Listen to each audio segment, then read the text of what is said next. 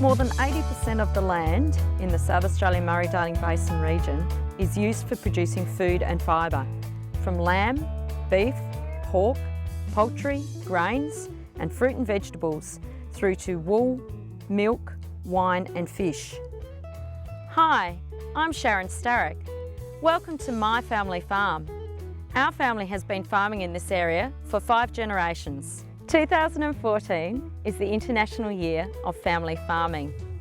Our Natural Resource Management Board wanted to celebrate the contribution that our farming families make to the South Australian Murray-Darling Basin and share with you some of our most successful farming families. These farmers aren't just food producers. They're business women and men, they're teachers in their communities, they're inventors and innovators, and they manage their natural resources. I hope you enjoy hearing about our farming families and join with me in acknowledging the huge contribution that they make to our region and our country. The family you're about to meet run a large piggery in the Mallee and have built in longevity into their business by running sheep and growing crops. This is their story. Hello, I'm Peter McMahon. I'm Jenny. We run a farming business in the Southern Mallee District Council, which is situated near Lameroo. We run 3 enterprises, a pig farming business, a cropping business and also a sheep farming enterprise.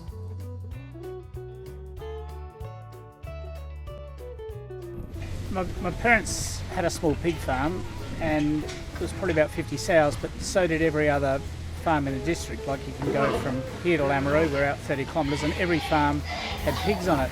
Probably starting about 20 years ago, those farms disappeared at a great rate of knots, and now there's no longer just farmers' sons sitting on farms, so that pigs on every farm will never happen again. But what we did, we stuck with it because there was probably no choice.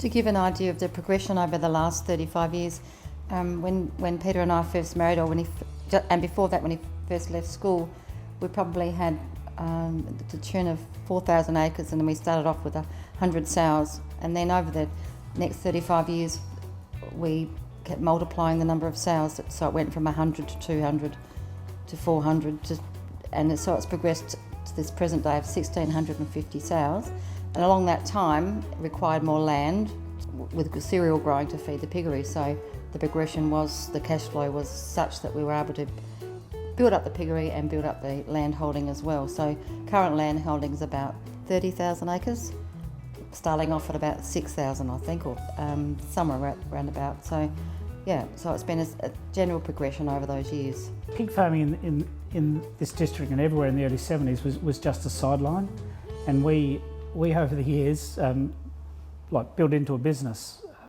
I guess what's of interest to some people, I'm in a partnership with my brother, and I'm actually 7 years older than my brother Neville, and I guess you can't beat about the bush. In the beginning it was survival, and we had to earn some income, so we basically got together and built the business up, and for better for worse, in our makeup we choose not to argue, so we've got on really well. Right, we have 3 daughters, Kate and Kim and Nicole. Yeah, we have a lot of good memories growing up on the farm. I think of picking paddy melons and rock picking out in the freezing cold Sunday afternoons with Dad and my Uncle Neville. Cubby houses in the scrub. Building, bonfires. Sunday bonfires. Yep. Yeah. I'm just going around the sheep with Pop, my dad's dad, I guess, and learning to paddock talk. That means learn some new swear words.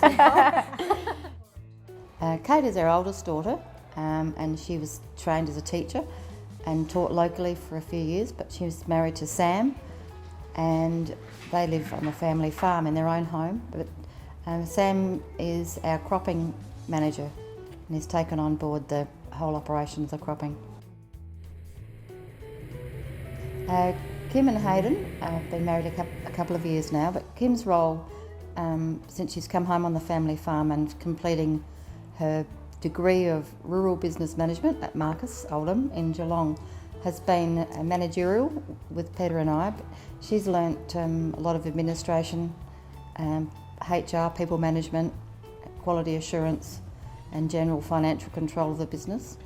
As well though, she has taken on board the sheep enterprise with her to-be brother-in-law Dwayne. We run about 7,000 merinos, half for wool production and half for prime lamb production.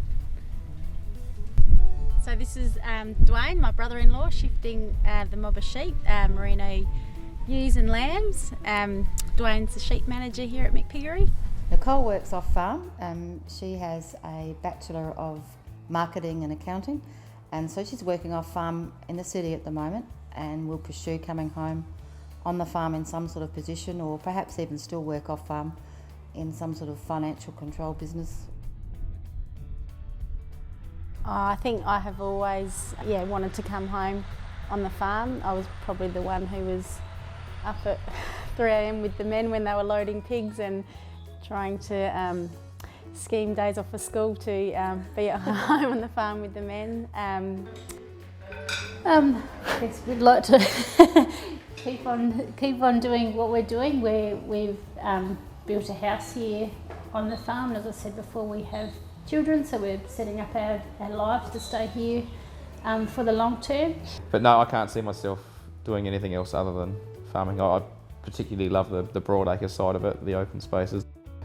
I'm not someone that can be holed up inside a shed or whatever all day. I like the open, the freedom, and I've just got a passion for the cropping side of it in particular. Yeah. Upon finishing school, I came home for a year, did a prac year at home and worked in the piggery. I enjoyed working with the pigs. Then I went away to uni and did rural business management, a degree for 4 years. And so I've been home since 2006. And me, well, I was actually a carpenter up until I met Kim probably 6 or 7 years ago. I moved out here and just joined in, and I just generally moved from pigs to sheep. I don't really have a set sort of area where I spend all my time, but Jack of all trades. yeah. Master of some. Not many. Dwayne was originally a shearer in the area, which used to travel quite a bit up north, and then I got a bit sick of that, so spoke to Dad and Uncle Neville, and so you're now managing. I manage the sheep section of the farm at the moment. So. Yeah, so I'm currently still working in Adelaide for now, just getting, I guess, a bit of off-farm experience. Still very keen to come back eventually, because I guess can't see Dwayne running his sheep in Adelaide, from Adelaide. So yeah, really looking forward to coming back here eventually. Farming in the Mallee issues with the environment, low rainfall and heat, and in the piggery sense, sheds are as much as we can environmentally controlled, as compared to the old days where pigs were running more open shelter outside. Modern pig farming requires pigs more or less indoors. As much as we've got some sheds environmentally controlled, because of where we're situated with low power and that, we also have sheds that are set up that are naturally ventilated. And we do a lot of spray cooling. The last summer was very challenging with some quite hot periods, but we managed that quite well with the systems we've got in place. As time has moved on, with farming pigs, there's a higher demand for better welfare standard for the animals. It's probably a better balance now. So a lot of our accommodation, involves using a lot of straw, which is called a deep litter system, which is how our weaners are housed and how our sows are group housed after they're mated. If you've been to our piggery, you'll see there's quite large stacks of straw. That straw is a byproduct of our cropping program. It comes out the back of the header. There's a complete cycle going on there. We use the straw from the cropping business for bedding, and then that straw is taken out and it's spread on the land. Sometimes it's spread on cropping paddocks, but where a lot of our piggery is situated, it actually gets spread on pasture ground. But we've got quite a large area, so we can quite successfully spread it without overloading. Although we have 3 main enterprises, a lot of overlapping between the 3 enterprises, whether it's balancing up labour or machinery, sharing labour is what I mean by that, between the enterprises. And even if I look at, say, the sheep enterprise, the cropping enterprise does a lot of sowing of feed, etc. Yeah, we've made some major changes in our cropping and sheep enterprises. So our marginal cropping country is no longer cropped. It's just not sustainable, both financially and environmentally. So we're doing a better job of introducing perennial pastures into those types of paddocks. We're doing a lot of clay spreading on the lighter country. Been doing a lot of fencing to land class, so that we're fencing out the lighter areas, and also smaller paddocks for grazing, so that it's not set stocking on large areas where stock are going to camp, you know, on hilltops to try and reduce drift. So yeah, doing a much better job of matching land use to capability. So we've recently invested in it's called Weed It technology. So it's a spray rig which will just basically spray the green areas of the paddock. So instead of doing a blanket spray with the chemical, it has special photographic sensors that it actually reads the chlorophyll in the plant, and will just spray the areas. So we're looking at reducing chemical usage like up to 90% in some paddocks. We are the third generation here on this farm, and Peter and I, as I've said previously, had 3 daughters, and we think we're really privileged to have the girls all taking an interest in being home on the family farm in some way. We now have the 5th generation in the form of 3 little granddaughters, and what the future might be, we don't know, but at the moment they love being around the little pigs and the lambs. It's a good start. Because the younger generation is involved, like the farmers not running down. We're keeping it, going full bore ahead. So we're basically challenged with having to make reasonable decisions to keep the business viable. What makes the family farm work? I mean, you have to be highly tolerant.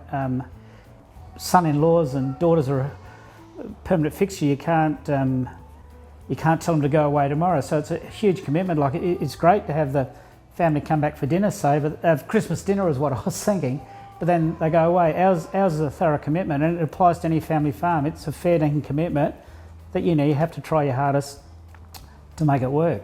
Thank you to the McMahon family for sharing their story. Watch out for other stories about family farms on our website, and check out the International Year of Family Farming and how the world recognises the contribution that farming families make all around the world.